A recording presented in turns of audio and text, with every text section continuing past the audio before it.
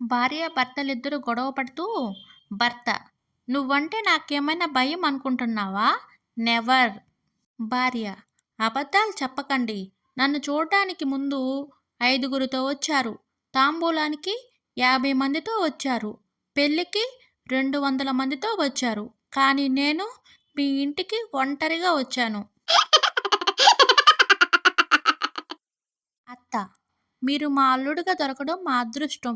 వచ్చే జన్మలోనూ మీరే మా అల్లుడిగా రావాలి." అల్లుడు: "లేదత్తయ్య, వచ్చే జన్మలో నేను బొద్దింకగానో లేదా బల్లిగానో పుట్టాలని అనుకుంటున్నాను."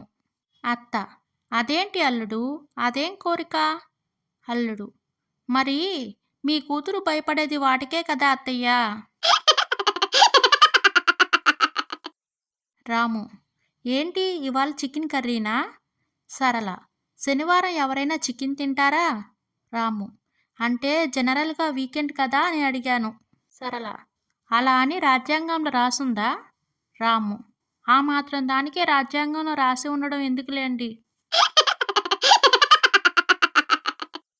భార్యాభర్తలు ఉదయం అలా గార్డెన్‌లో కూర్చొని కాఫీ తాగుతూ ఉండగా హాల్‌లో పెట్టిన భర్త ఫోన్‌కి మెసేజ్ వచ్చింది.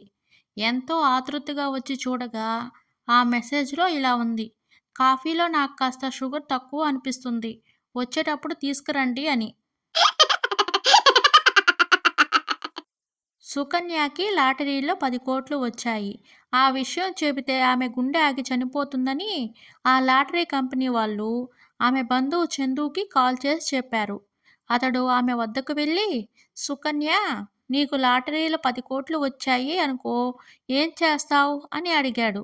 దానికి సుకన్య, "ఏముంది, ఆ డబ్బులో మీకు సగం ఇస్తా. నిన్ను పెళ్లి చేసుకుని జీవితాంతం ప్రేమిస్తా" అని చెప్పింది. పాపం ఆ ఆనందం తట్టుకోలేక చందు గుండె ఆగి చనిపోయాడు.